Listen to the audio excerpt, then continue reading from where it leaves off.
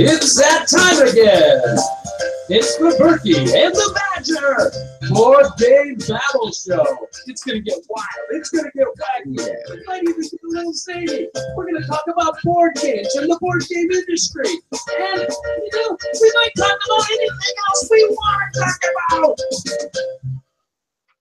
Hey, hey, hey! We're live again. It's the Berkey and the Badger coming to you live from. Coming to you live because if we were dead, we wouldn't be coming for you unless we were zombies. We could be zombies, but I wouldn't want to eat your brain. No, would I. There's a lot of crap in there that probably doesn't taste very nice. No, we don't like the crap. No, no, no. Hey, we're live. Berkey and Badger, episode 49. The game ain't big enough for the both of us, baby. I put the baby in there at the end. Yeah. I know you have a baby, but I put it in there for effect. Okay. It was like, we didn't write that down. I just ad-libbed it. Just at the moment, I went, baby, because I felt like baby. Okay. Do you know what I'm going to do? Every time I say baby, I'm going to add a baby gurgle in.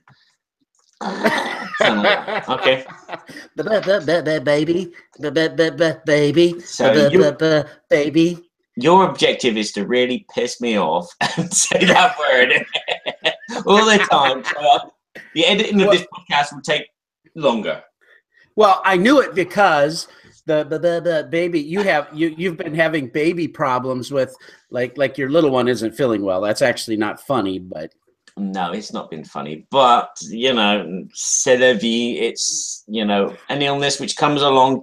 It affects us all, and I'm fighting my best not to cough as well and splurt green stuff all over this screen.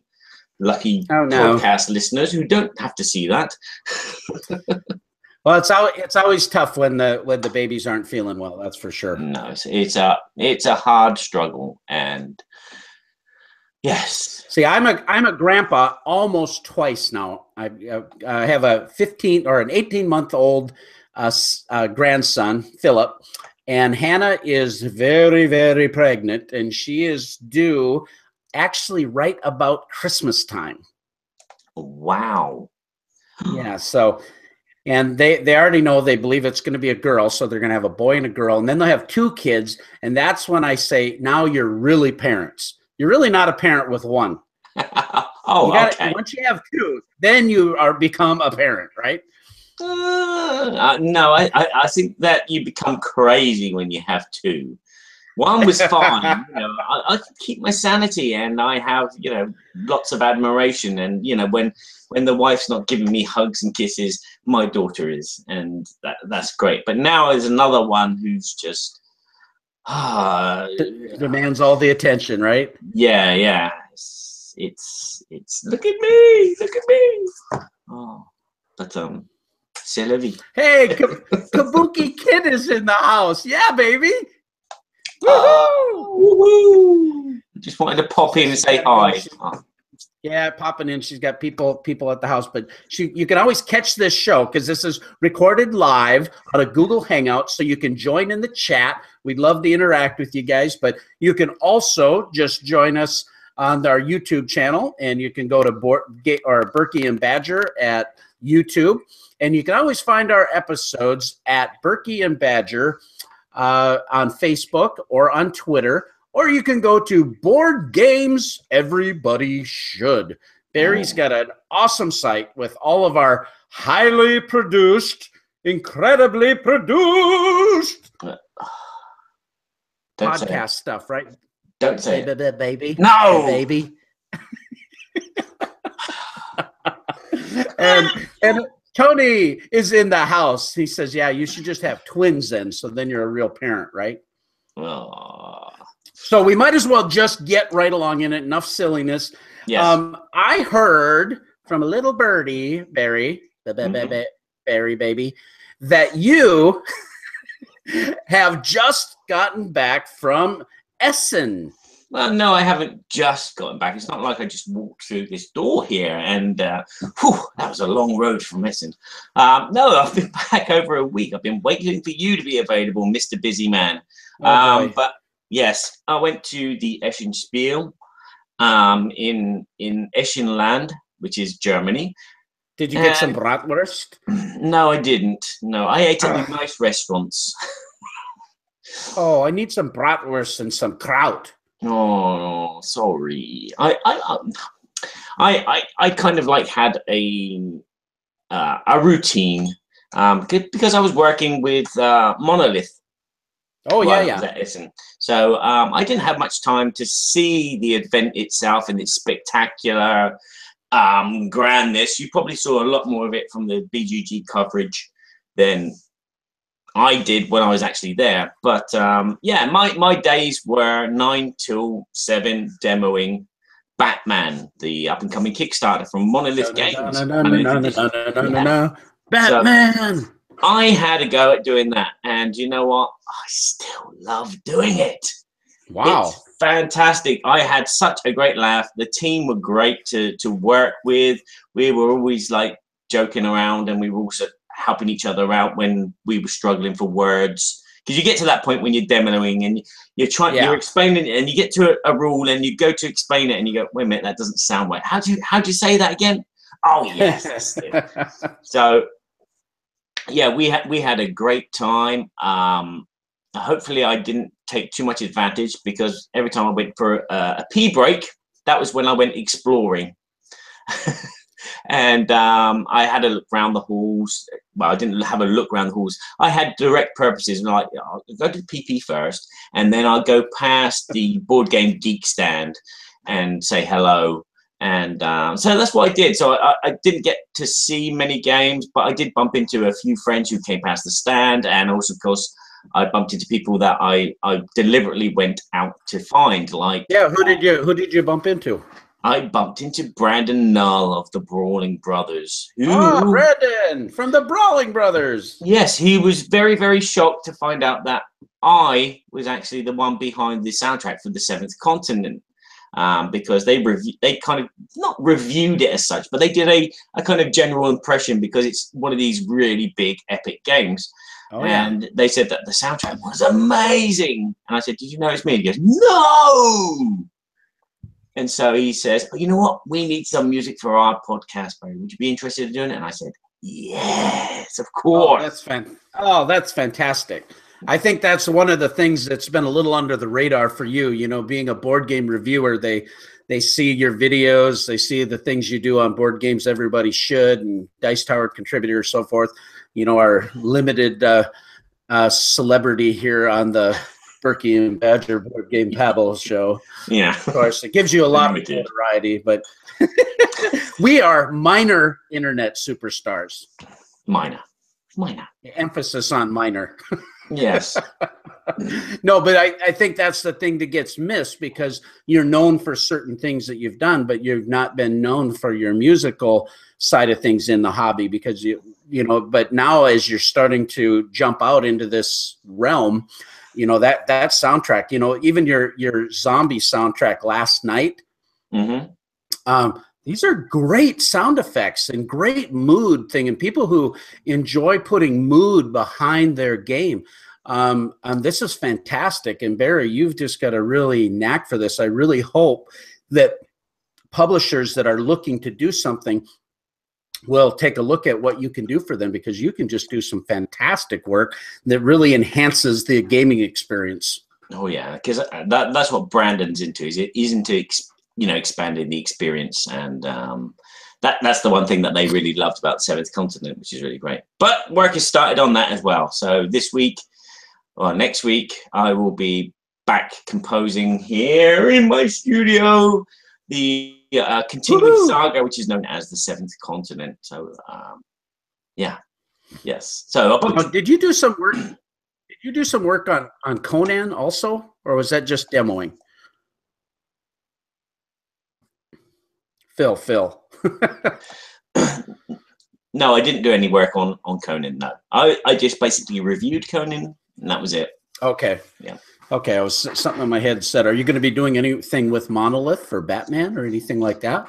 I've suggested it. I have put my my 2 cents on the table. Hat in the ring. Yes, huh? I've put my hat on the ring.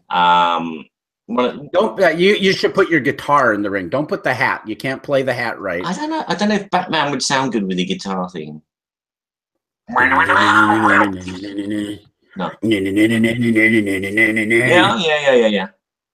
Yeah. You could do like a headbanger version of Batman. Like in the film Lego Batman. Because I'm Batman. Yeah. Yeah. Batman. I'm Batman. Jen. Con. That was Bat Dad. Oh, right. Not Batman. Okay. Some of you will catch that. Jen. Okay. Anyway. Okay. Yeah. So I bumped. You probably haven't seen the Bat Dad videos or Vines. Then go on Vines and find Bat Dad. You got to watch them. This guy puts on this Batman mask and he surprises his wife Jen and his kids, and it's like hilarious. Yeah. Watching Bat people Dad. get frustrated, much like babies crying. The baby, Bat Dad, baby. Yeah. So. Hey, we probably tell us who else you met at Essen. Well, while I was with Brandon, he was hanging out actually with Pink Peg and Blue Peg. Pink Peg. No, it's Blue Peg. Pink Peg. Yeah, you say Pink Peg, Blue Peg. That's right. It doesn't sound right, even though Pink Peg is Christina, and she should be put in front of Blue Peg. Yeah. Okay. Robert. So, retake, take 2.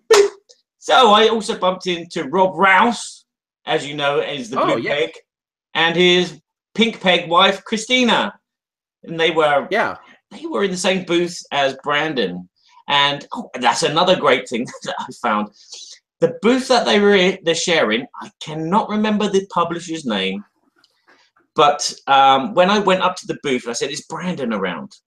The guy there said, "He's not. He's on his way back. He'll be back in a sec."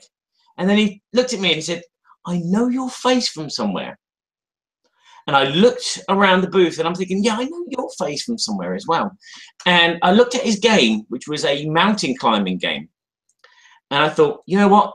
Last year when I was at Essen, I saw you. You were demoing a prototype of this game called Summit.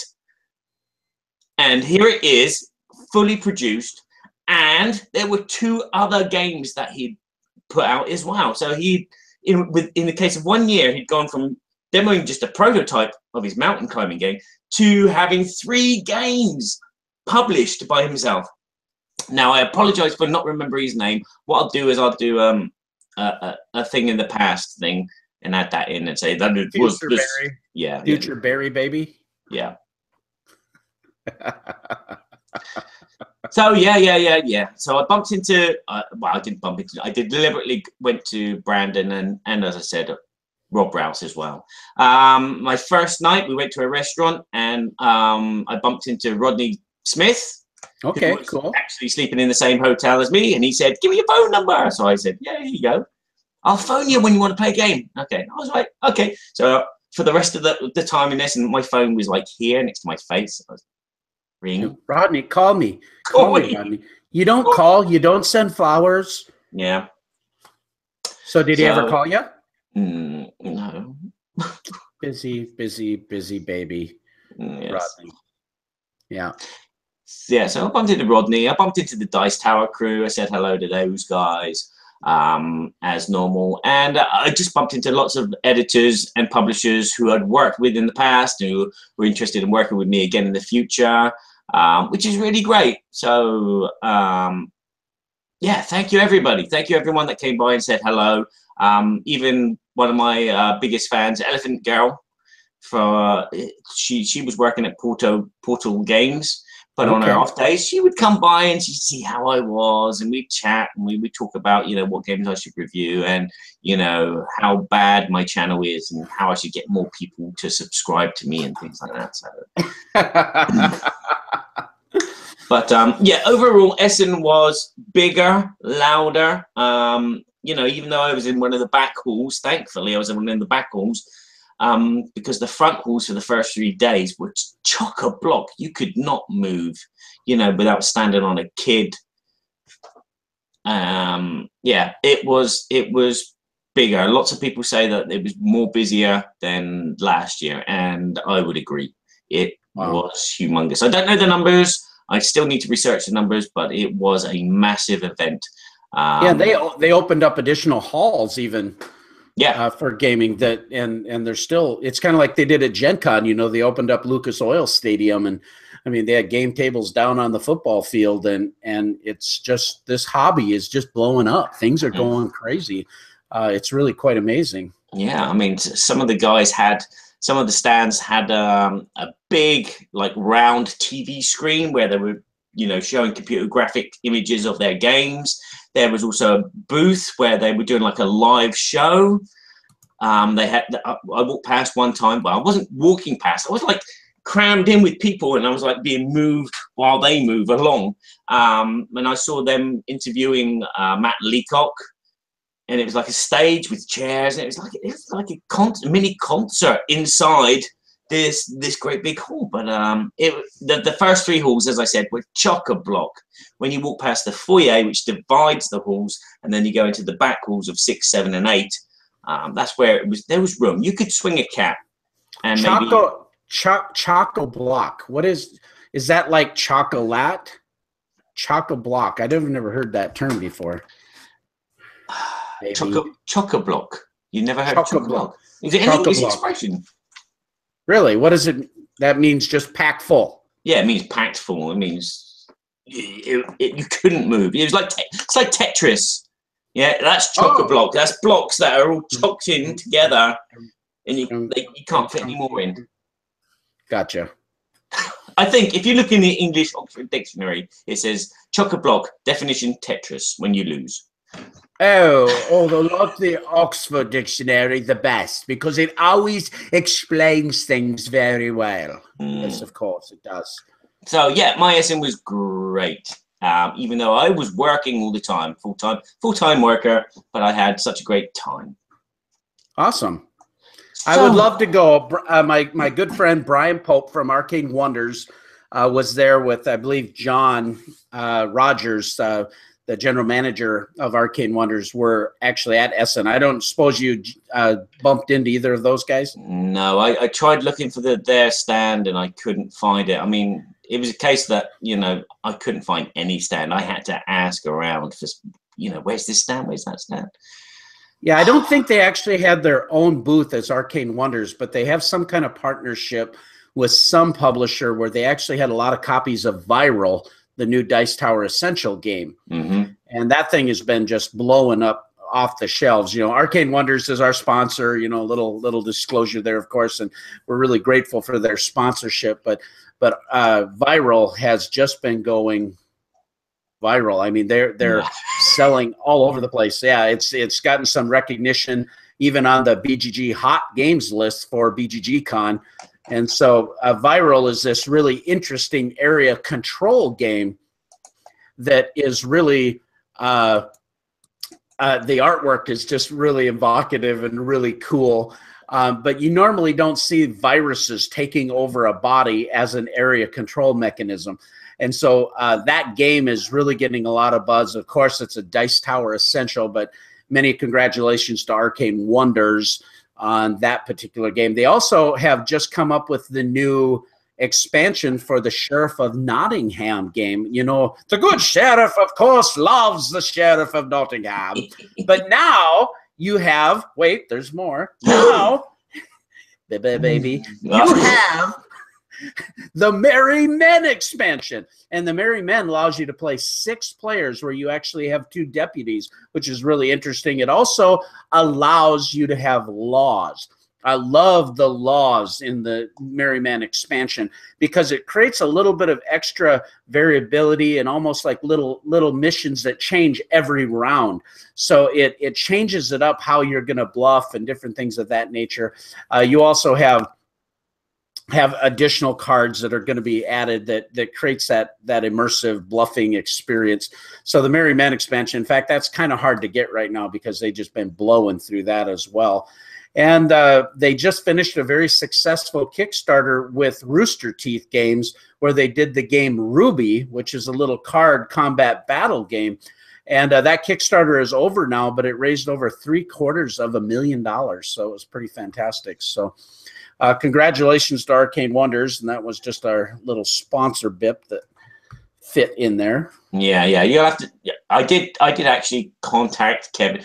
If you're listening to this, Bill, if you're listening, I did contact Berkey while I was at Essen and said, where are they? Where are Arcane Wonders? Which booth number? He goes, I don't know, because they've switched off their phone. All you know is Brian's going to be wearing the most colorful shirt that is in the universe. He wears these Bugatti or whatever, these fancy. But you'll be surprised. While I was at Essen, everybody had colorful shirts. There was even like a Tom Vassell clone in a booth about 5 stores away from me. Is this shirt colorful? Yeah, that's colorful. It was T-shirt wars. Everyone was wearing lots of different colored T-shirts, and there were quite a lot of Gothics there, all in their blacks with their Metallica hoodies, much like this. Well, I just got back from, we just finished our Kickstarter with Game Toppers, and excuse me, that was a fantastic experience. It's one of the most fantastical, exciting, exuberating experiences, and probably one of the most astoundingly tiring, exhausting experiences I've ever done. 35 days, we had over 1,200 comments just in the comment section, plus private emails, Instagram, Facebook messaging, website messaging, and I responded to every one of them. And so it was so immersive for 35 days, but we had an amazing campaign, so many wonderful backers that are jumped in on the product. And Game Toppers is like blowing up. It's just, I couldn't be happier with the response from everybody. It was just a wonderful experience. Seriously, it was just fantastic, and loved it. And working very hard now on the back end software kit. The backer kit software is going to be out before we go to BGGCon. This is a special announcement. Nobody knows about this really. We haven't advertised it much because we were making sure that it all happened. But my manufacturer actually did a early run of Game Toppers for BGGCon. And the Hot Games room is going to have 30 Game Toppers there. Boom. It's going to be Game Toppers Central. And all the hot games, all these great games that Barry didn't get to see at Essen. They're going to be at BGGCon, baby. Yeah. Oh. And it's going to be fantastic. But this backer kit software that will allow for late pledges. So if you didn't get in on the Game Toppers Kickstarter, you're still going to be able to get the Game Topper Kickstarter exclusive pricing, all the fantastic packages. I mean, we unlocked 14 stretch goals.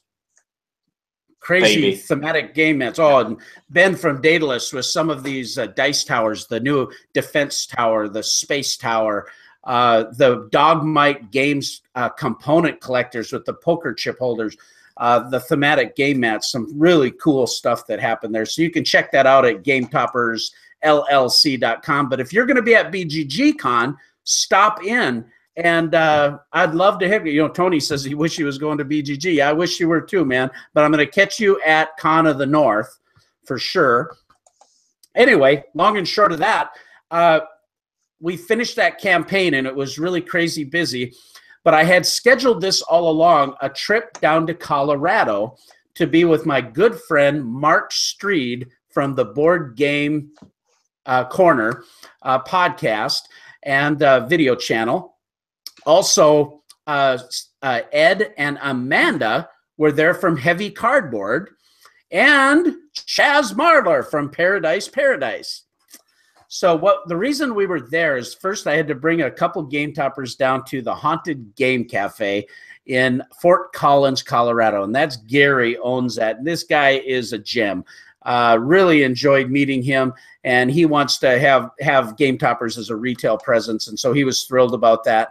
But the reason they were there on Saturday was for this big event for Extra Life. And Extra Life, for many of you know, the board game hobby is doing a lot with it. They raise money for a lot of the children's hospitals. So we started that process of helping Mark raise money and on his account for, and Game Toppers was there. We donated some things, some games and different things of that nature to help raise money for the children's hospital. It was an all-day gaming event. What was really cool, Barry, is we found 3 people who had backed our Kickstarter were at that actual Extra Life event. So I got to hang out with my backers, actually. That was super fun, and they are so excited about getting it. And then they got to play on the Game Toppers, so it was kind of cool. But anyway, long and short of that experience, we played a lot of games, did a lot of different things. But the Colorado Gamers raised over $12,000. Wow. 12,000. Last year they raised like 6,700, and Gary came in the evening after the silent auction and then after the big live auction, and he hadn't seen the big check that they write out yet. They make this kind of fun check. Take a picture. You can see it on Board Game Theater, or Game Toppers on Facebook. You'll see a bunch of the pictures of all the people that were there. But the guy about burst into tears. It was such a moving moment for him that they started out the first year they did it, they raised like $200, and it was like, gosh, we didn't do much. And then it grew and it grew. And then last year, 6,700, and this year, $12,000. And this is like, I mean, there was about 40 people there maybe throughout the day, but you know, they've been outreaching and everybody joined. So thank you so much for those of you that helped with that event. It's such a great cause, and it was just a privilege to be there. And then I've been working straight 7 days a week for months, honestly, for months. And my wife and I took 2 days and went down to the Keystone Mountain Range, a couple hours from there, and stayed at a little condominium thing we got on a cheap vacation rental thing. And it was in a ski resort, but it was like 1 week before the ski resort even opened. Wow. And so we pretty much had the run of the place, but it was a lot of fun. We got to spend a couple days, and they had hot tubs, which was super awesome. Outside it was cold, about 30 degrees Fahrenheit. And one morning it was 13 degrees, but it's out there snowing, and we're sitting in the hot tub underneath the starlight and in the mountains. And that was pretty fantastic. Sweet. Yeah, in fact, the Wednesday before we left, I got up, I was at about 5 a.m. in the morning, ran down to the hot tub, had my robe on and my slippers and the whole deal. And I'm ready to go and join the hot tub before we left. We were leaving early. And then I just got ready to go into the hot tub and realized that I had not yet put on my swimming trunks. Let's censor the image. Come on. Yep. So now I had a decision to make. Do I jump into the hot tub all natural? Or do I go back up to the condo? I can do what I want. I am the Sheriff of Nottingham. Yes, the good sheriff can disrobe anytime he wants. No, that's not the way I roll. So I had to go back up and get on my swimming trunks and enjoyed the hot tub for a little while. But that was a lot of fun. Yeah, but you missed out on like 5 minutes as you went back and forth. Oh. Yeah, 5 minutes. But then we drove all the way home. We got home here on Thursday night, and yesterday I loaded up 30 Game Toppers to take to BGG Con, and tomorrow morning I drive to Dallas, Texas, and I will be there. I'm going to be joining my good friend Sunday night, my good friend Robert Searing from Insert Here. Ah, cool. So I'm going to stay overnight at his house and enjoy supper with his family, and they're doing a sponsorship with our channel for board game or for Game Toppers, and so I'm delivering a Game Topper that we had of our original demo run, and so that's going to be exciting to be able to spend some time with him. And Monday morning off to Dallas. So been a busy boy. Yeah. Did you give him a badger hug? I will give him a badger hug for you. That's very kind of you, sir. Very kind of you. Yeah, yeah. Ah. This is from Badger, baby. Now, I suppose we should move on to things that make us go, I was going to follow the script and actually talk about the last show we did. Well, I don't do the scripts very well. You know me. Yeah. But if you want to do the script, do the script. I'll do the script very quickly. I'll do it very quickly. You do this. In our last show, we talked about the awards and having like awards on your box to try and help shift numbers of copies. Now, I posted a poll on our Board Game Geek 224. It was a great poll. A wonderful poll. Yes. And some of you went along and voted and told us what you thought. What awards tempt you to buy a game? It was quite surprising that 50% of the votes said no, they don't need an award to decide whether they're going to buy a game or not. Whereas a large group of people actually decided that actually said that if a game had the Dice Tower Award on it, they would possibly go out and get it.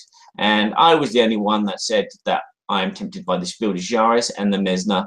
So I'm in a minority there. So yes, we will put up another poll at the end of this show, ready for the next show.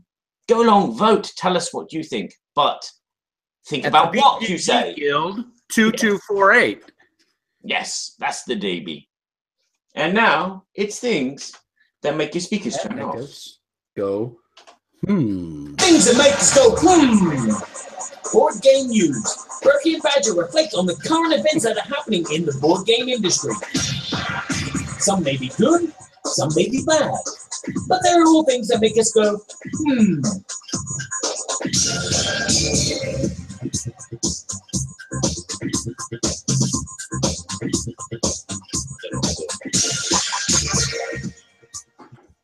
Oh yeah. Oh yeah, baby. Don't know what I'm doing. So tell us, Barry, tell us some things that are making you go, Okay. Let me clear my throat. I'm going to get a pop. Things that have been making me go, Should I do this kind of pop? Oh, yeah. Things that make you go pop. Kind. Or I could do this pop. This is Coke Zero. But this is not the sugar, the new sugar Coke. Why do you do Coke Zero Sugar? What a dumb name. Okay, that's that. I could do that one. Or I could do this one. Could we put this on the poll, Barry? Which pop Berkey should drink? Squirt. This is Squirt. Ruby Red Squirt. This isn't your ordinary Squirt. I know what normal squirts. After 9 months, you'll have a baby after a normal squirt. Yeah, squirt. Okay, this here is Mountain Dew, but that's for Josiah. I don't want Mountain Dew. Oh. And last choice, I got this too. Does anybody care about this? I don't think so. But this is Cherry 7-Up. I care about Cherry 7-Up. That's nice. It's very nice. Yes. So I'm narrowing it down between root beer, A&W root beer, and Cherry 7-Up. Cherry 7-Up would win every time against root beer. Everything would win against root beer. No, root beer is really good. Now I want to fight you and drink root beer. Fight me. But I'm not going to fight you. I'm going to make the people's choice. Barry says Cherry 7-Up. All right. Enough of that nonsense. What's making you go home? While we're talking about beverages, let's talk about food. There has been announced a chocolate edition of Settlers of Catan. Oh my goodness! Is a playable game with chocolate pieces that you can eat afterwards. Obviously, it's been they've dumbed down the rules to make it easy access for everyone. But this is going to be like something that you can buy. It'd be just a let's take this round a friend's house and see, because they like chocolates. And let's see if we can get them to play at the same time. So, yes, there is now officially a version of Catan, which is chocolate playing pieces. And that's made me go, wow, more than, But, yeah, right. Yeah. So I'm going to be looking out for that in the future, I think. What other games would we want in chocolate form? Agricola. Well, supposedly you eat after you get done collecting your chocolate resources, you eat them. Yeah, so possibly. then you have to buy a Catan refill kit. Yeah, it's a legendary game, basically. That's what it is. So what chocolate do you put? What is your favorite chocolate? I eat anything with chocolate is chocolate. I'll eat it. Give it to me. It's Hershey's chocolate, Nestle chocolate. Hershey's chocolate is horrible, but I'll eat it. It's horrible. It's tastes like watered down. So you like dark chocolate? I like all chocolate. I like milk chocolate, white chocolate, dark chocolate. Dove? How about Dove brand chocolate? Never heard of Dove. Dove here is soap. Oh, it's soap here too, but it's also it's chocolate soap. And it doesn't taste like soap, but it's made out of soap. But it slips down your throat. Yeah, Dove is one of the little bit more expensive, nice. And there's Garibaldi chocolate. That's kind of posh, expensive chocolate. Okay. You eat your Garibaldi chocolate.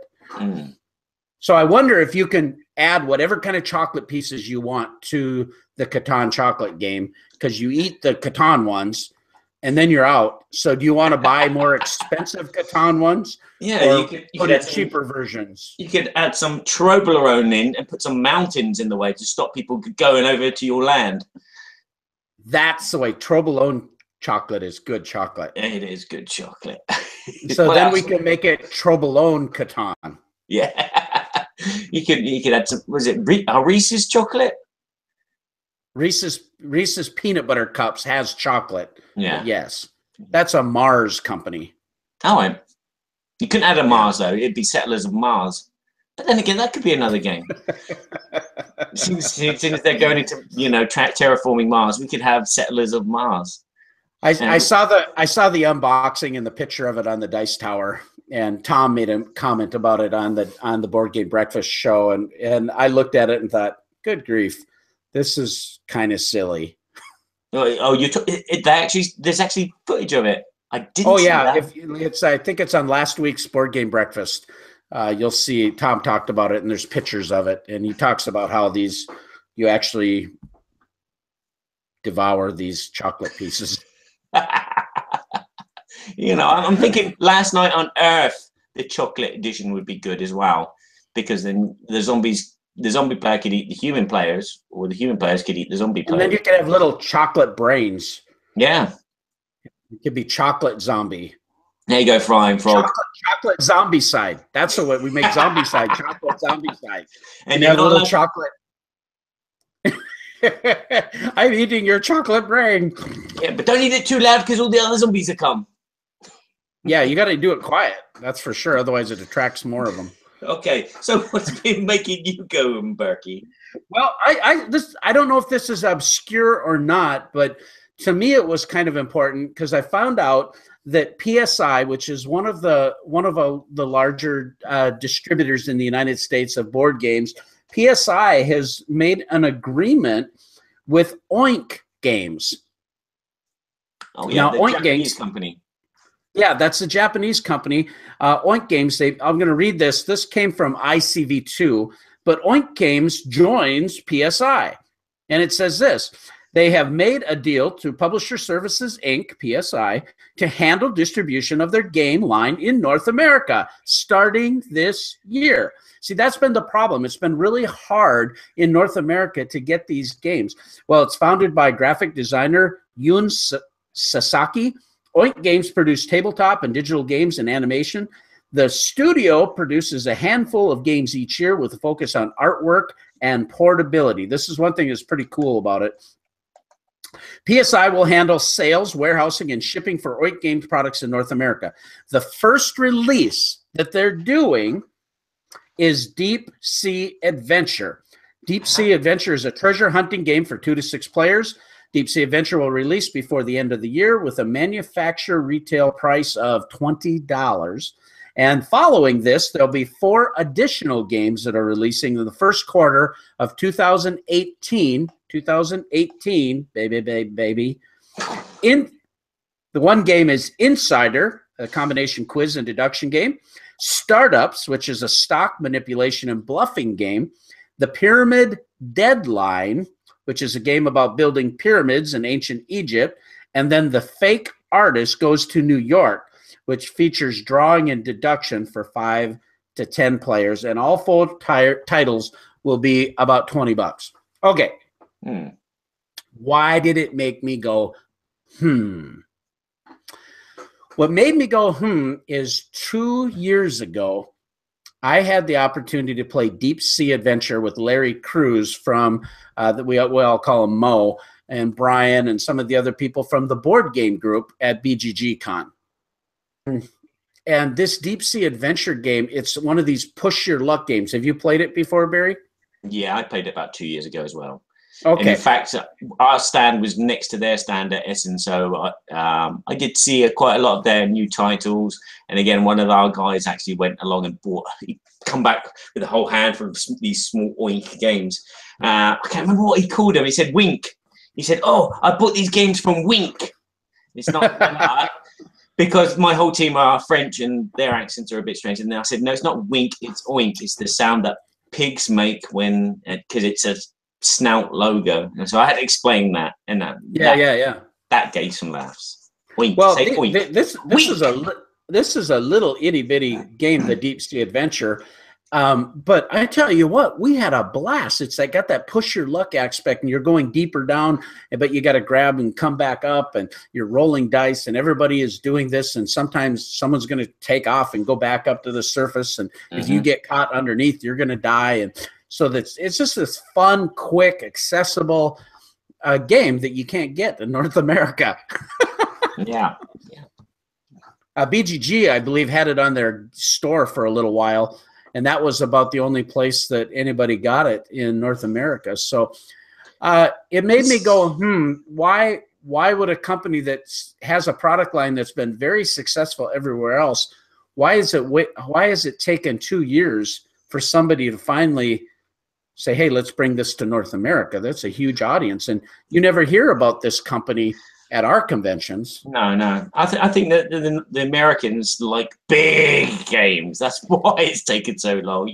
If the Japanese announced a big dungeon crawling game with 6,000 minis, it would be within a month published in America. That's my racist American remark for today. Thank you very much. Good night. Well, it works in Texas. Everything's bigger in Texas. Yeah, I can imagine. Big stakes. Big stakes. Yeah. Yeah, interesting. Well, I just thought it was kind of interesting, and I'm glad that that's happening, actually. I think that'll be a good thing. Yeah. So should we move on to our the good, the not so bad, and the ugly? Okay, I'm cute. I'm ready. I'm on the ball now. I'm getting used to this. Good. Way to go, baby. Too loud. The baby. The baby. Well, not so bad. The baby.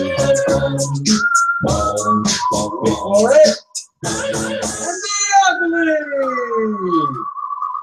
And The baby. Baby. The baby. I'm going to edit out a lot of babies, I tell you. Yeah. Oh, well. So do you want to go through and explain our good, bad, and not so bad and ugly segment in our memes? I'll explain the ugly, not so good, and bad section. No, the memes. Okay, this is our first impression segment where we've played a game once. We're going to do it in a kind of game kind of fashion, and sometimes 2 or 3 times. Yes. And Not a full depth, in-depth review. no, it's just first impressions, and we'll either decide if it's a good game that we'll want to go and play again and maybe own, or if it's not so bad, which is something we wouldn't mind playing if it came under our noses, or if it's an ugly game, we'd throw it into the deep sea adventure and hope that nobody picked it up. Yes. So our good meme, for those interested, is our friend here, Mr. Paul Grogan, chatting with Mr. Big Hat. Berkey. Yes, because he goes, I want to wear his hat, but I would not let Paul wear my hat. That's my Game Topper hat. Sorry. Yeah. Sorry. But he lets you wear his Gaming Rules T-shirt. I think there's. I do have a Gaming Rules T-shirt. Yes, I do. Yeah, there you go. Fair trade. Yep. You wear his T-shirt. He wears your hat. And lucky it's not your swim shorts that you've forgotten in the sauna. I think I think you've thrown down the gauntlet here.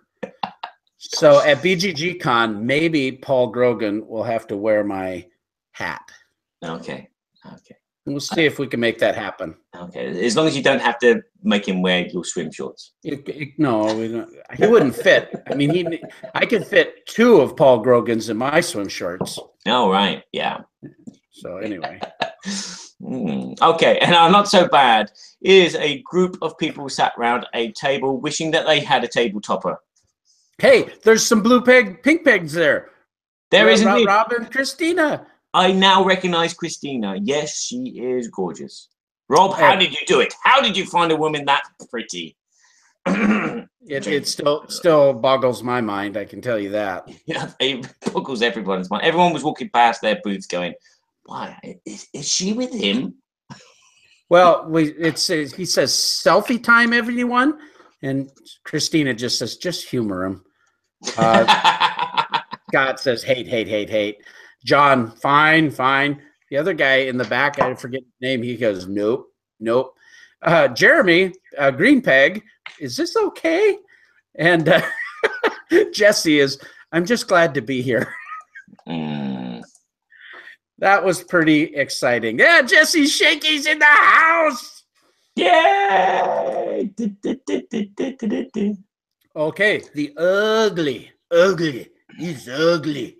That's Tony Gulati. He's not ugly, but he says, let me see. I predict this won't go well.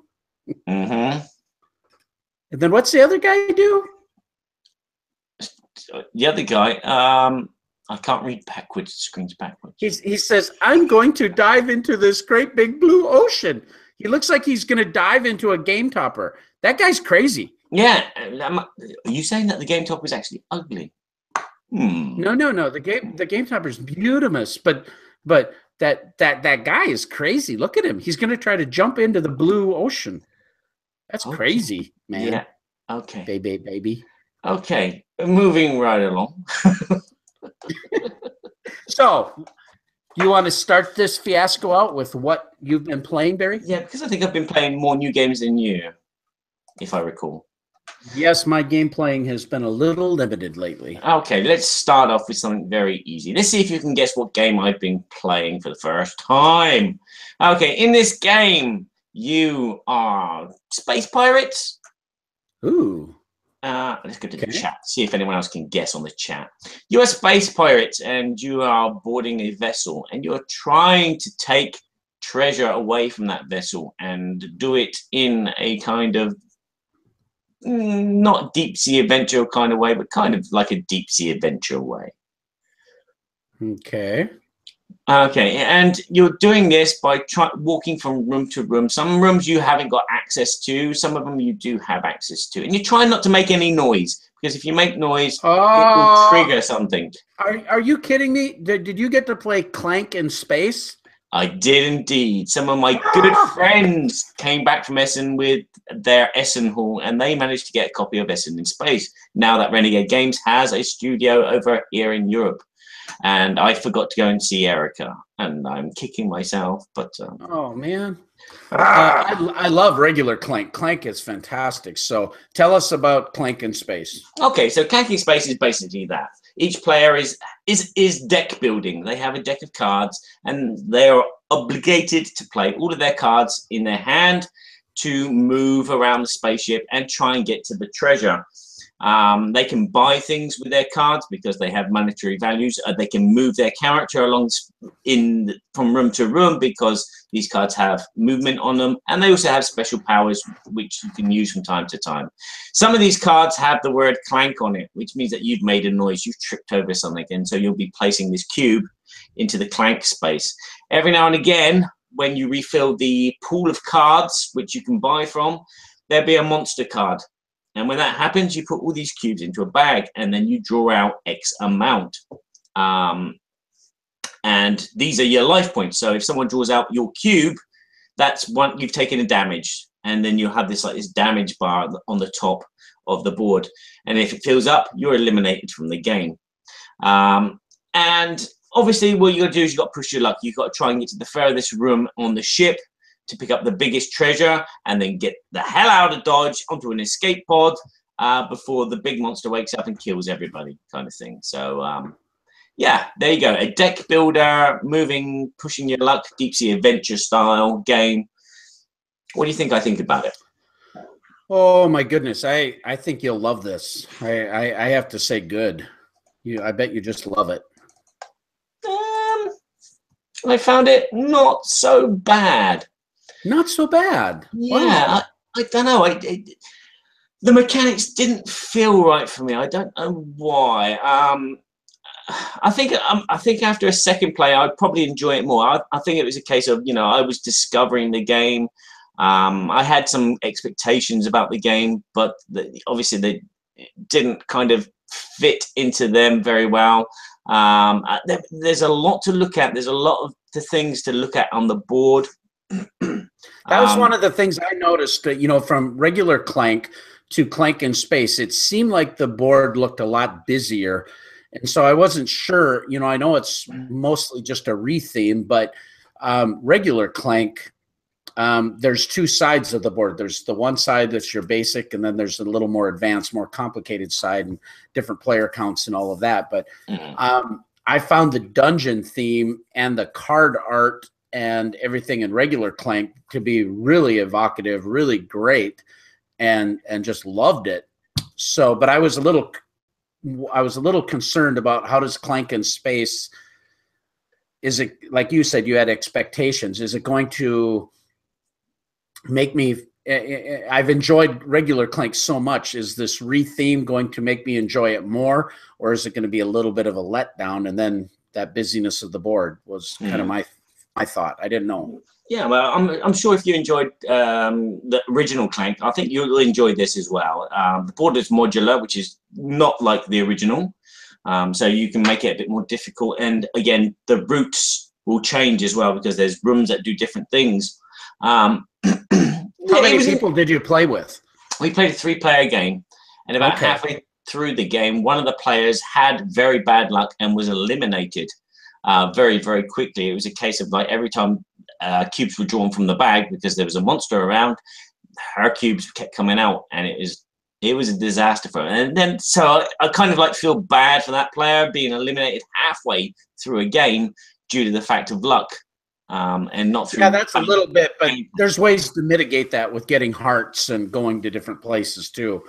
So, yeah, you know, not pushing your luck so much, but yeah. And again, by buying cards which lower the Clank level or other things, but sometimes it wasn't always possible. You were always forced into a position where you had to go here and not there. I mean, at the beginning of the game, I planned out my route. I knew where I wanted to go. But did I go that route? No, because my cards didn't let me, or because other things happened, or other players got in the way. So it was a case of, you know, you have to think on the fly in this game. You have to adapt your techniques to the cards in your hand. The artwork was lovely, fantastic, and thematic. You know, every time we were drawing from the deck, we would go, "Oh yeah, that's a reference to Alien," or "That's a reference to you know, another sci-fi, Star Trek or something like that." Yeah. So the artwork's really nice. The board was messy for me. The gameplay, as I said, it didn't live up to my expectations, but it was not bad. I would play it again. And as I said, I'd probably enjoy it more next time around because I know what I'm expecting. It kind of, as I said, it didn't feel right to me. But then again, you know, I love deck builders. So Yeah. That's a benefit. And I'll probably rather play the original. I think the theme of a dungeon crawl is a lot more interesting than, yeah.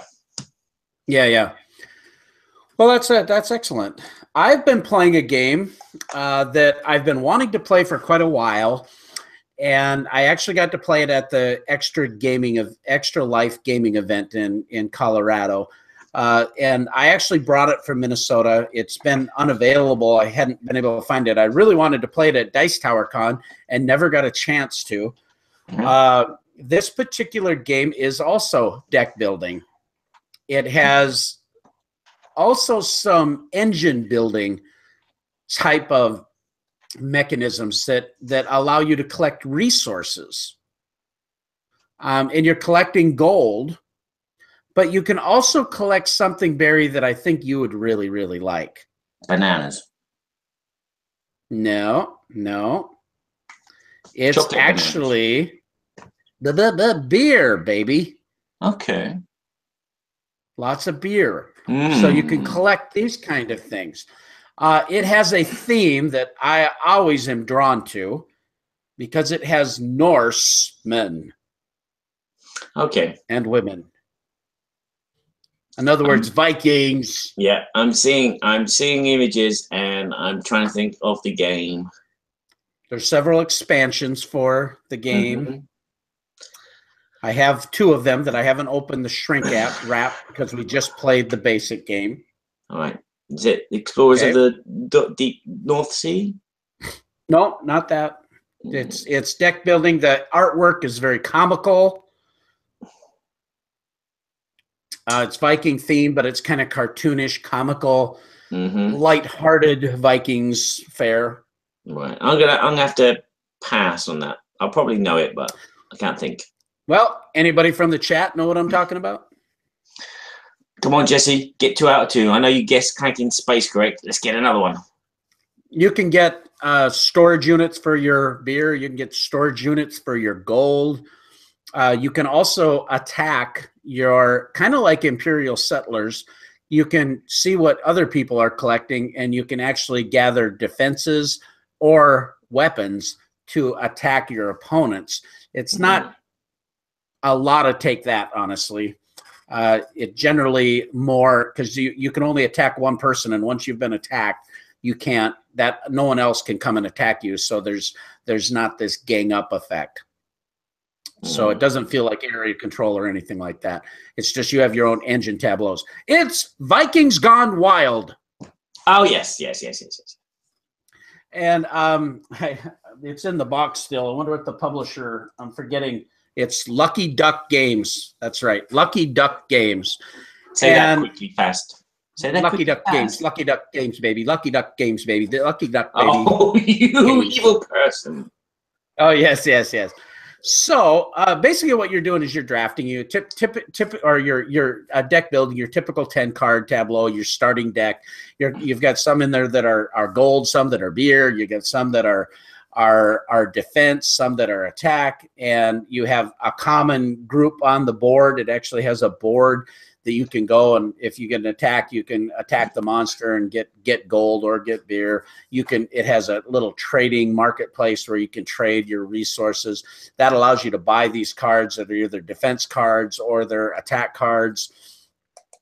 And you're adding these cards to your deck like a typical deck builder. There isn't really a culling mechanism where you're culling out your cards in the base version that we've played. We played with 4 players. I played with Randy from the Board Game Corner, and that was real fun. And played with the son, Travis, of one of our backers from Snowboard Gaming, Ben's son, Travis. He was a real hoot. And so that's basically what you're doing. You're collecting gold to buy cards that are purchased with gold, or you're buying beer to buy cards that are purchased with beer. So, and then there are cards that you buy, like the beer beer manufacturing, that's a card that you're going to get that'll allow you to get more beer every turn. And then you can store that beer. But then people on your storage sites, people can attack your storage sites. And you actually have 3 different starting town halls. You start with one town hall and you can upgrade it. And then it has more defense capability. And you can upgrade it a 3rd time, which is the highest defense grade. But if somebody attacks it, like say you get the Thor card, that gives you like 8 hits or whatever, 6 hits on the Thor card. It allows you to attack that village, and you can maybe get 4 points. There's a scoring track on the bottom of the board game, and in a 4-player, you need to get 30 points, and then that triggers the end game.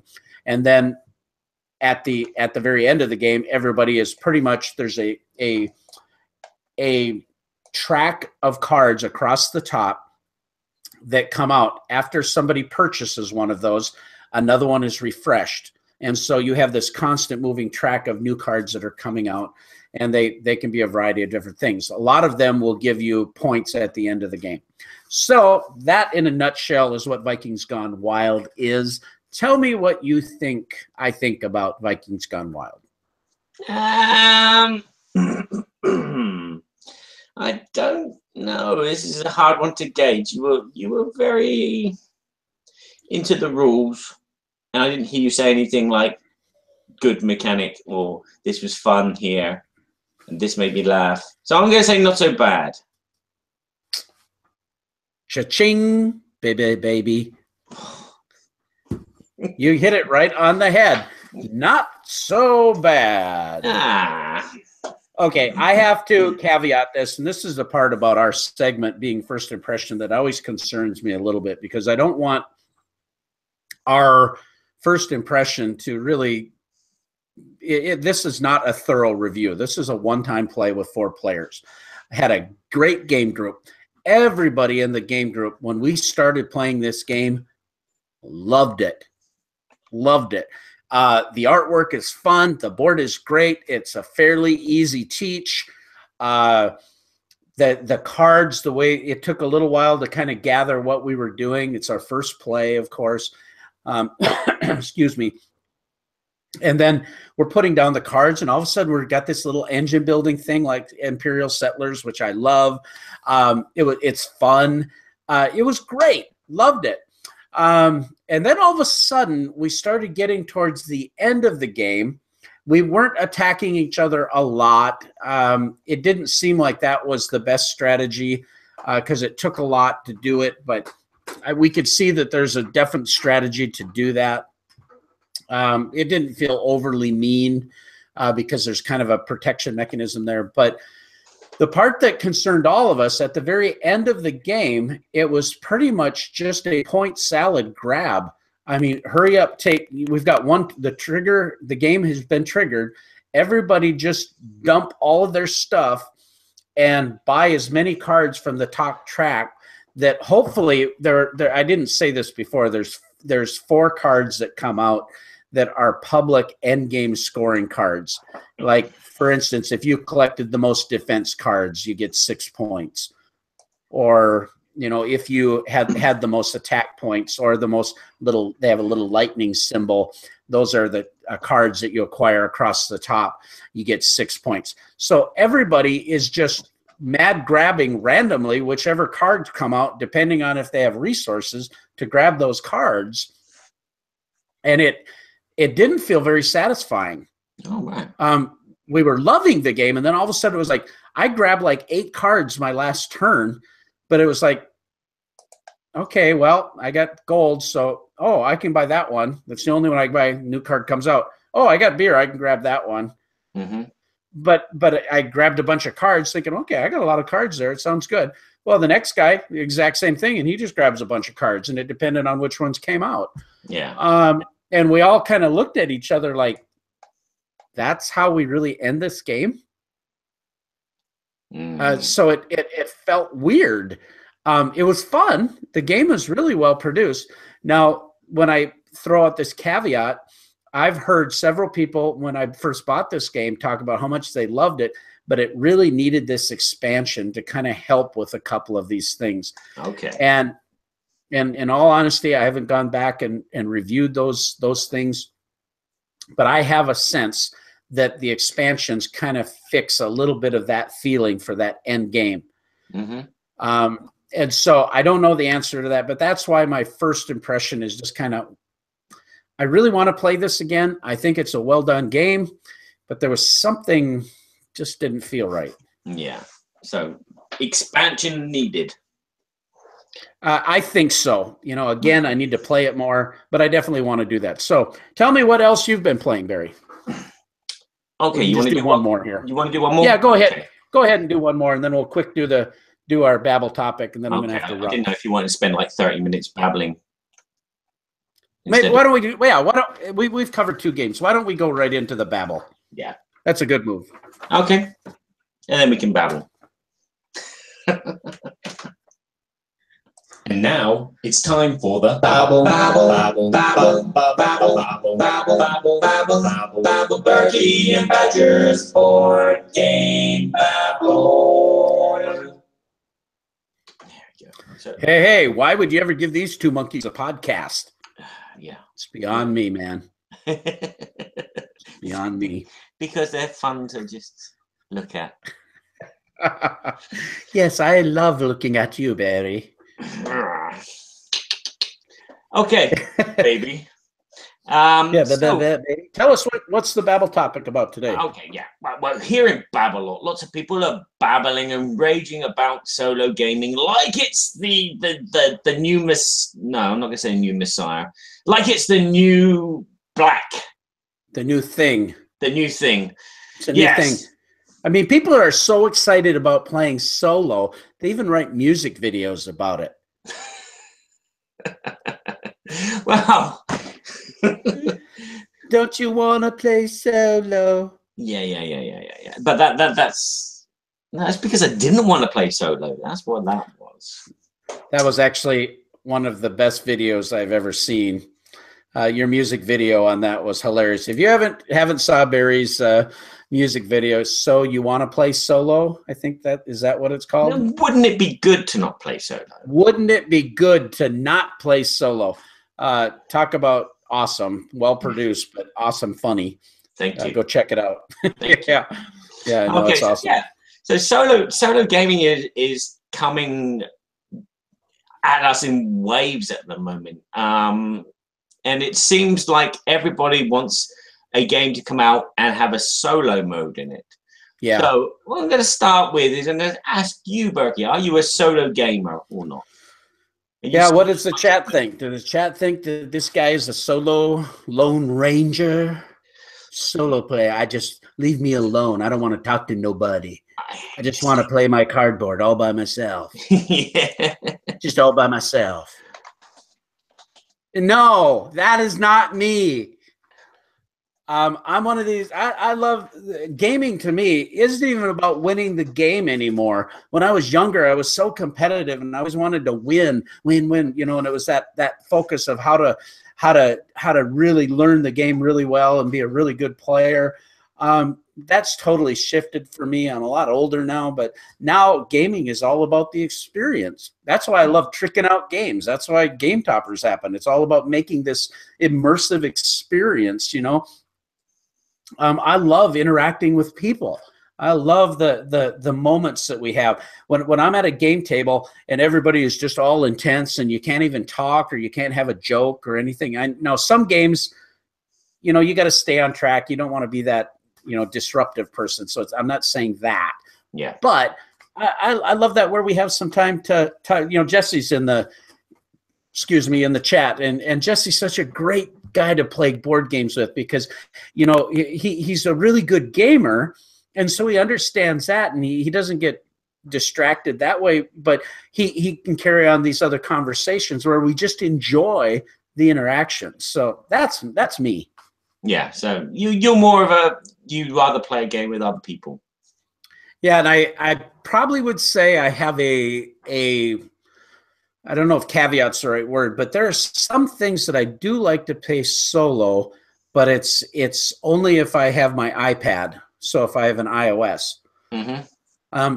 I believe that I've only played 2 actual board games solo. And this is really funny, but you won't believe this, but years ago, I used to play Axis and Allies solo. But that's what you do when you're kids. It was a few years ago, Berkey. Yeah, when you were a child. Yes, but I was like a 19-year-old child. When you were a baby. Yeah, the baby face.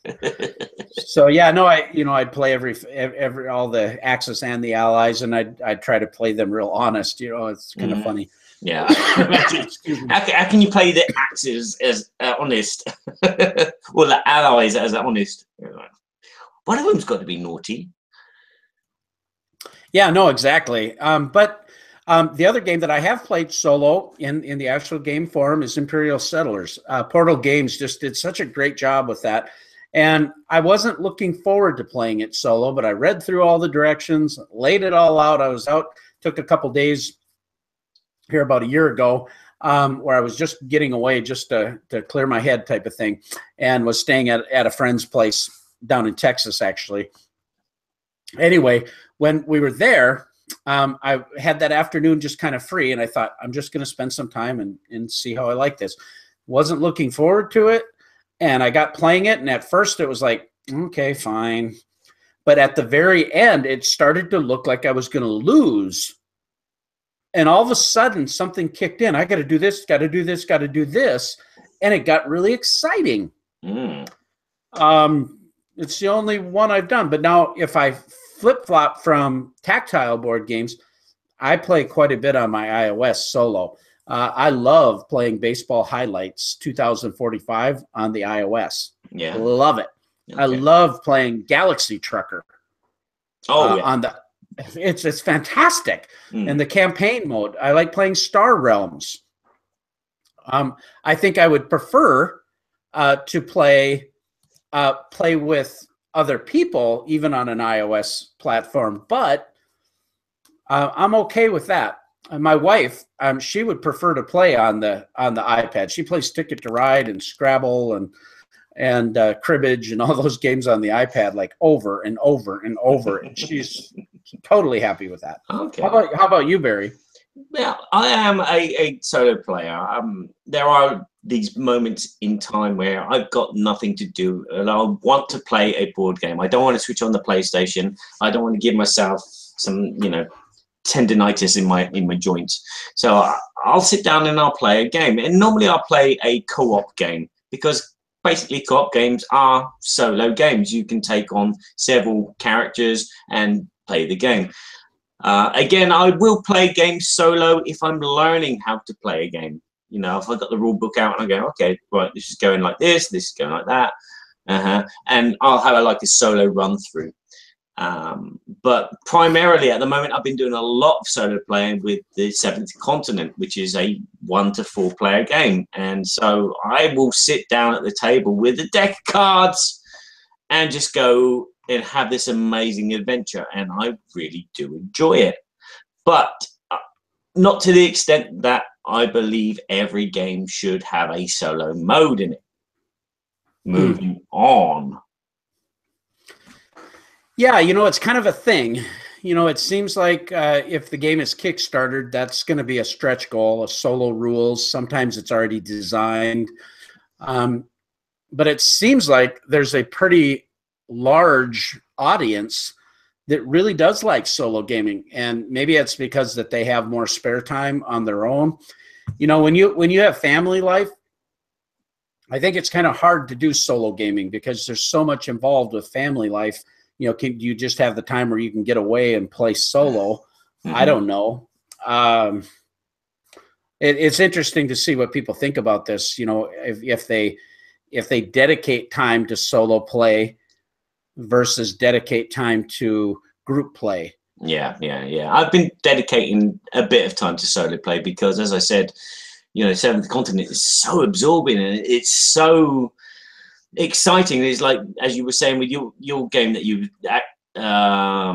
Imperial Settlers, you got to a point where it just your brain had to start working because you were like losing, and it was like a case of the adrenaline kicks in and it's like, okay, I need to do this. Oh, yeah. Oh, I figured it out. I know how I'm going to get through this situation. It's like that eureka moment.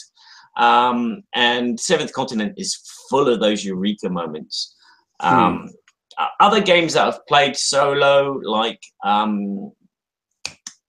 Descent with the application, I play that occasionally, not very often. And again, I've not really taken time out to play that. I'd rather play with other players. I'd rather play with my family. I'd rather do something with my family than play alone. But when they all say, no, I'm watching this documentary, no, I'm playing with my dollies, that's when I go to my room and I'm like, right, I'm going to beat the Seventh Continent this time. I'm going to get rid of one of my curses. Yeah. So, yeah, I am a dabbler. I am a solo player. But as you said, I prefer to play with others. Well, I suppose you're kind of in a situation, too, with doing a lot more reviews where you have to play the game through several times to learn the rules accurately. And I suppose if you actually run through the solo variant, that helps that process, right? Yeah. Sometimes a solo variant in a game will help you grasp the ideas and the concepts of the game a lot more quickly than just reading the rule book and then going, okay, people, this is how we play. It does kind of like, you get some touchstones because where your head is so full of not ideas, but other rules of games. Like whenever you play a deck builder, it's like, how many cards does everyone start with? 5 or 6 or 4? And then it's like, can I do all my actions in one turn, or do I only do one action in one turn? So you've got all these rules from all these other games running through your head. And that's how things like the free parking in Monopoly kind of like evolve. I'm playing a game and I'm changing the rules because I'm thinking that the rules of this game are like this, but it's actually I've taken a rule from another game. So now in Last Night on Earth, there's a free parking zone where people can collect money.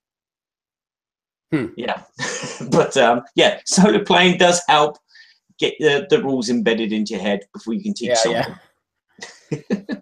Yeah, I hear you. Well, do you think are there any games that you play now that you really like that do not have a solo mode that you want them to have a solo mode? For me, no. Let's talk about some solo modes. Like Stonemaier Games do all their games with a solo mode. So like that's one that I want to actually try is Scythe in solo mode. Some people I've heard talk about it say it's really, really good.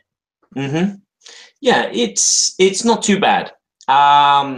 I'll start off I'll carry on with Scythe, shall I? I'll carry on with Scythe. Scythe is not too bad. It is a deck of cards telling you where the invaders are going, or your opponent is going and what they're doing.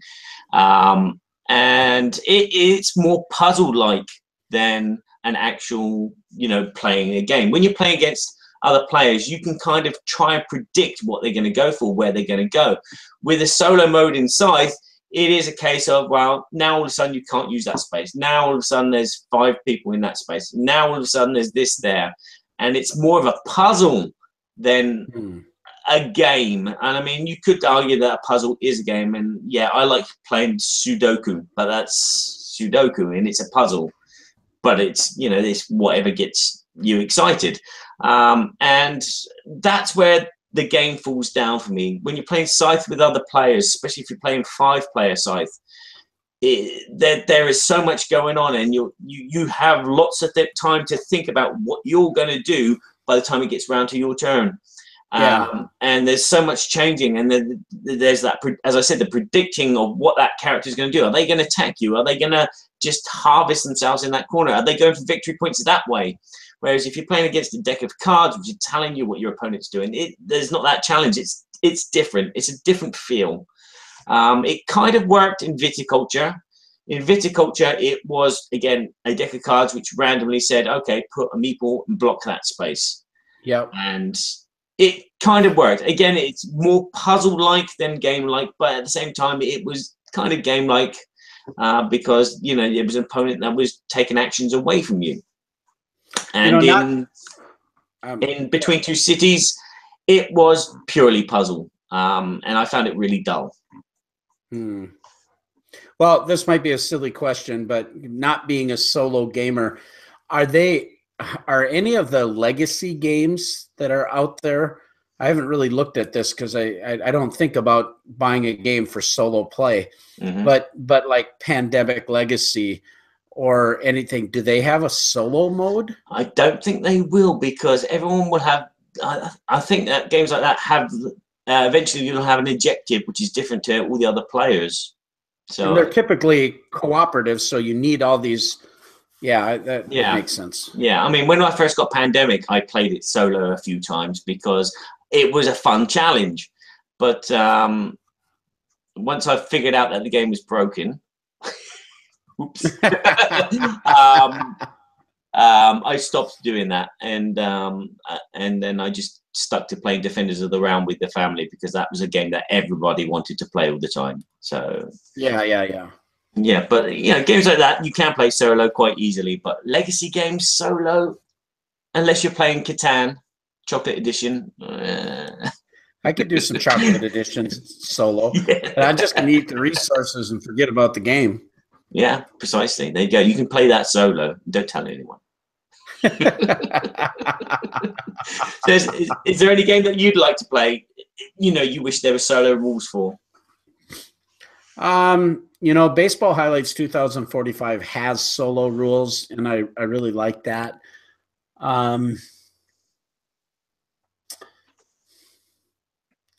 No, not really. I'm just, I'm looking at my game shelf, and there's a lot of games. Tiny Epic Galaxies has a really nice solo mode. I looked at it. I didn't get through the whole thing. Didn't have the time, but I kind of wanted to play that one. But it had a solo mode. So does Merchants of Venus have a solo mode? I think it does. I do not know. Sorry. That's an Eric Summoner question. Yeah, I'm not Eric. Hi there. Yeah, This is the Dice Tower, episode 47. Do you want to play solo? No. Yeah, I don't think so. No. I played Outlive solo. Again, it's just a deck of cards just randomly telling you to put something here and blocking a space because it's worker placement. Agricola solo, it works. It's a challenge because you're not really playing against anyone. Agricola solo, you just do your actions, and you've got to kind of economize and be streamlined to get the highest score possible at the end of the game. Yeah, Caverna has a solo mode, doesn't it? I presume so, if it's like Agricola, yeah. But, yeah, I think it does. I guess for me, a solo play is kind of one of these issues too. Of we're talking spare time. I don't have a lot of spare time now, but even in the past, I have to dedicate time to go game, and if I'm going to dedicate my time, it's going to be with people. Yeah. I don't dedicate time for myself, so to speak. I mean, gaming is maybe a little selfish, but it's generally an interactive family thing or a game group thing. Whereas, if the game group cancels, for instance, you cry. And it's horrible, right? Don't you hate that when everybody all of a sudden they can't make it? Oh crap! Yeah. You cry like a baby. Yeah, you just and it's like a Wookiee. When you play solo, you let the Wookiee win? Yeah, let the Wookiee win. Okay. But that's the problem. It's like if everyone cancels, I'm not going to go, okay, it's game night, I'm going to pull out a solo game. No, I'm going to go watch something on Netflix or find something else to do. Oh, yeah, you're very busy. You can watch Netflix. Yeah. Exactly. I don't even remember what that is. Yeah. So do you think it's mandatory that games should have a solo mode, or that the designer build in a solo variant? No. There are elements of games which you can't really translate into an artificial intelligence, which is just random dice rolls or random card draws. The amount of games that people are asking for, especially miniature games, war games and stuff like that, they're asking for a solo variant so you can play your dungeon crawling game against an AI, and it just doesn't work unless it's a cooperative game, and therefore there is an automatic AI, which means you can play it solo, like Shadows over Brimstone or Mice and Mystics. But you know, when you're playing Last Night on Earth, you cannot interact and put a solo variant into that game, because it is a case of, you know, you need a human there to give you that conflict. You need that human there to try and outwit and outsmart. So I don't believe that every game should have a solo mode, because it's not feasible sometimes. And it's, again, if you've got a game with so many not random elements, but so many moving pieces, it can really be a challenge for the designer to come up with a system which is going to work well and be balanced. If, you know, there's so many moving parts in the game, you know, there's so many resources that are moving and rondels that are moving around and cards which need to be placed out at different times, it doesn't work. Where Mansions of Madness, it does work. It's a co-op and you've got an app which is telling you what to do. And it's the bean counting as well. If there's too much going on, yeah, exactly, and you've got to control all that bean counting. Okay, I've moved into this space now, this is going to happen, and that guy's going to move 2 spaces there. Can he see me? I have to check line of sight. Do I do a fireball on myself? Or, you know, when games become convoluted because the rules are complex and you have to do the calculations for an AI, that sucks the fun out of a game. A game should be simple, much like what Seventh Continent is. It is just simple. You read the card, you make a decision, you calculate your possibilities of resolving that event, and then you do it, and you either suffer the consequences or you gain the benefits, and then you move on to the next card. And that's where that works. Whereas, as I said, other games where you've got to do the AI and the calculations, that's too much hard work, and it can sometimes lead to unbalancing issues. Well, that's why I think I like solo play on an AI version. And even though if I'm playing a game on an AI, an iOS app or whatever, and playing against the computer, the computer's doing all that work for us, so that makes it go really quick. You know, like I guess they've got a new app for Through the Ages. All right. Yeah, and Tom Vassell, he said he can play that in 30 minutes. Well, that's a 3-hour game. Now, the point is, there was solo. When you're playing tactile, you are actually visually doing things, so you're seeing what the other person is doing or the AI is doing. Whereas with a computer app or an iOS, a lot of times you're not doing that. You're going in there and you're playing your own stuff, but you don't necessarily flip the screen to go find out what they did. Mm-hmm.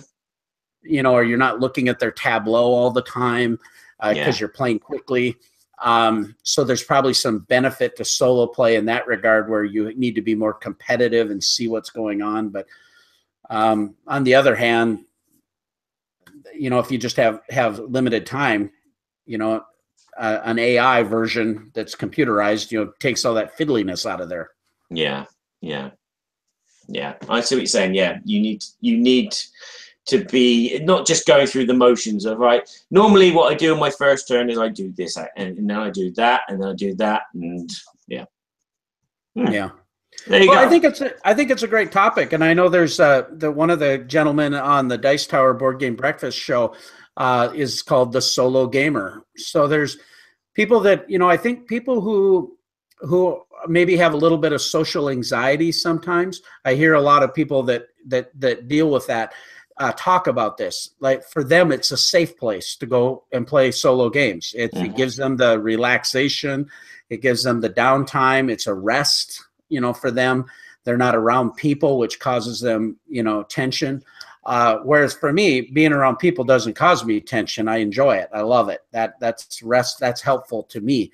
And that has a whole lot to do with psychology. It has a whole lot to do with personality. It has a whole lot to do with, you know, those kind of things. You know, people who tend to be real analytical, or they've been very reclusive in their personality or lifestyle, they just as soon get at it, you know?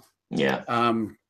So I think it's interesting. I'm glad that there are solo play, because obviously there's a demand. There's a lot of people who want this, and the gaming hobby has a lot of that personality type, has a lot of the other personality types. So we've got this wonderful variety of games out there and personalities to fit any need. Yeah. Okay. So there you go. There's the question for you guys. Do you play solo? Do you think every game should have a solo mode? Which is the best solo game that you like playing? I'll post them up on our Board Game Geek Forum 2248, and you can answer them there, and we'll read them out on our next show. Yeah, join us on the Guild, Board Game Guild 2248, or join us at Facebook at Berkey and Badger, or on Twitter at Berkey and Badger. You can also see things at BoardGameTheater.com and Board Games Everybody Should. We want to thank our sponsors, Arcane Wonders, for being such a great sponsor of the Berkey and Badger show. And check out their great Dice Tower Essential games, Sheriff of Nottingham, the new expansion, The Merry Men. You've got the new Onitama, Sensei's Path expansion. And, of course, Viral is flying off the shelves, so go ahead and grab yourself a copy of that. And, of course, Spoils of War. So we want to thank Arcane Wonders. We also want to thank Game Toppers, LLC, for their sponsorship of the Berkey and Badger show. This is a very affordable sponsorship. We worked out a deal. It's very long-term. Yeah, it's a fantastic deal. Two great companies have come together to create this enterprise. It's like a huge thing, huge.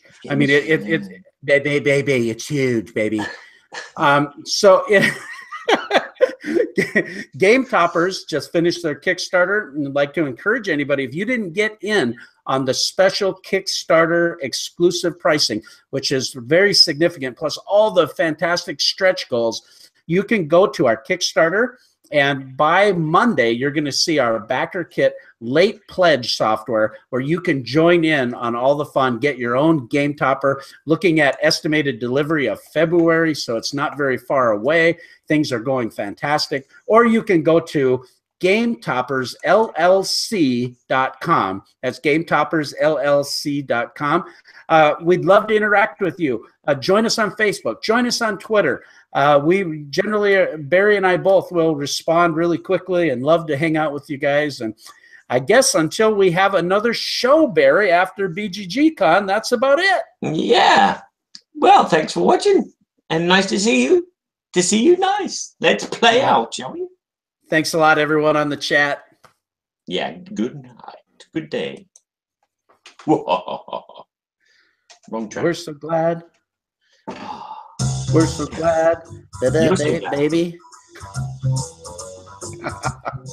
We're so glad we had this time together. Baby. It's time to go. Baby. It won't be long until we have another show. Baby. So keep us in mind. Get online. Berkey and Badger will be back in no time.